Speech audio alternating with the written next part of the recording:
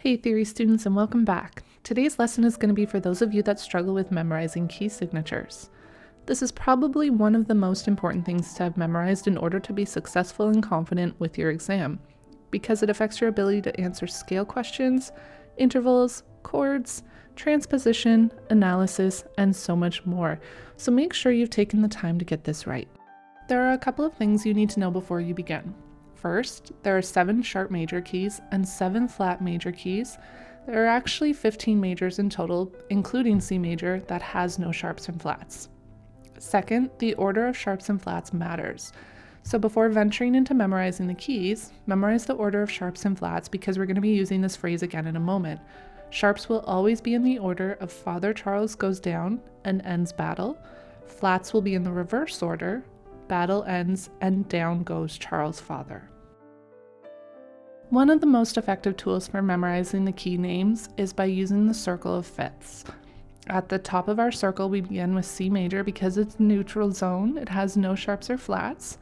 To the left will be all of the flat keys, and to the right will be all of our sharp keys. Now, the reason why this is called a circle of fifths is because all of the keys are a fifth away from each other. I'm going to be rearranging this a little differently though. And the reason why is it makes it a little easier to jot this down without needing a lot of space, and I find that most beginner theory students can read it a little more easily. So I'm going to be using a column format instead of a circle. But again, at the top we're going to start with C major. Directly below C, I want you to write the numbers of 1 to 7. This is going to be the number of accidentals in each key signature, and it'll also help us know when we've reached the final key for each type of accidental, so we don't just keep on going forever. On the right side is going to be our sharp column, and on the left side is going to be our flat column. At the very bottom, where it's 7 sharps and 7 flats, try to memorize that these will be C's as well. So this is C sharp major and C flat major at the very bottom. I find this easy to memorize because at the very top of our chart is C, and at the very bottom of our chart are C's. So let's start by completing our sharp side of the column first. Just like the circle of fifths, all of the key signatures are going to be a perfect fifth away from each other. So if we start with C and using your piano, you go 5 notes above C, you're going to get G. So that's going to go beside 1. A perfect fifth above G is D, and then A, followed by E. Perfect fifth above E is B, followed by F sharp, and then finally we land back at C sharp. Now we're going to do the same thing with the flat side of our column as well, but there's 2 ways of going about this. One's a little easier than the other.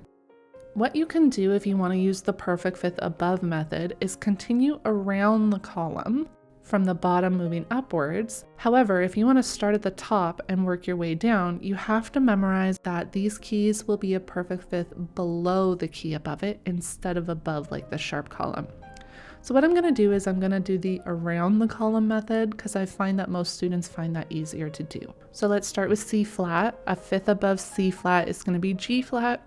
A fifth above G flat is going to land us on D flat, followed by A flat, then E flat.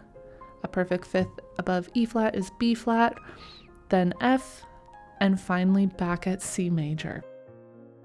Now let's double check our answer. I want you to pull out your Father Charles phrase again. The letters of our keys should be in the exact same order as this phrase as we move around the column.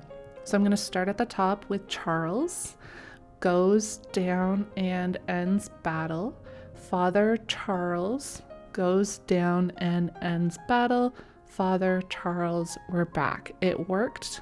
Everything is in its correct order. At this point, you have all of your major keys and the number of accidentals available for quick reference. So to use this in a practical sense, if you know that the piece is in A major, you can quickly see that there's 3 sharps. So head back to your phrase and you'll know that Father Charles goes. You now know what 3 sharps are in your key signature. Or if you want to do the inverse, you know that there's 5 sharps in the key signature. You quickly go to your chart and see where 5 is and can see that your piece will be in B major. So you might be thinking, what about our minor keys, Kristen? What do we do? There's a couple ways, and pick the one that works best for you. You can do exactly the same thing by adding to this chart with the relative minors. You can also memorize and remember that all relative minors are 3 half steps below its major key, or if we're being a little more technically correct, they're actually the 6th note of the major scale, the submedian. So again, if you know your piece is in F major and you want to find its relative minor, you go down 3 half steps and you'll land on D. D is the relative minor. But if you also prefer to just add them to the chart and do the work at the very beginning, go ahead and complete your chart the same way you did with the major keys. All of the relative minors will be a perfect 5th away from each other as well. A quick note I wanted to mention here, most circle of 5ths will combine enharmonic keys. Enharmonic means it looks different on paper, but it sounds the same to our ear and is the same note you're going to play on the piano. So what a lot of circle of 5ths do is combine these together because you really are playing the same thing. For example, F sharp and G flat are technically the same scale, they just look different on paper. 2 other enharmonic combinations, B and C flat major, are enharmonics, and C sharp and D flat major are enharmonics. So on a properly formed circle of 5ths, you will see these combined together. I leave them separated in the columns because I find that most beginner or junior theory students find it easier to relate to and easier to understand. Before I leave you, I want to remind you to always try to connect what you're doing in theory with what you're doing in technical and practical studies, because that's really why we study these things, is it helps us better understand it. So by the time you need to complete a theory exam, you're probably working on your level 5 or have already completed your level 5 piano. By this point in your technique studies, you're working on key signatures that deal with 4 sharps and 4 flats. When you work on your level 6, we're adding 5 accidentals to your scales. So if you connect with what you're doing in your practical, you'll have already studied it when you go do your theory, and it will make it easy to remember and easier to understand.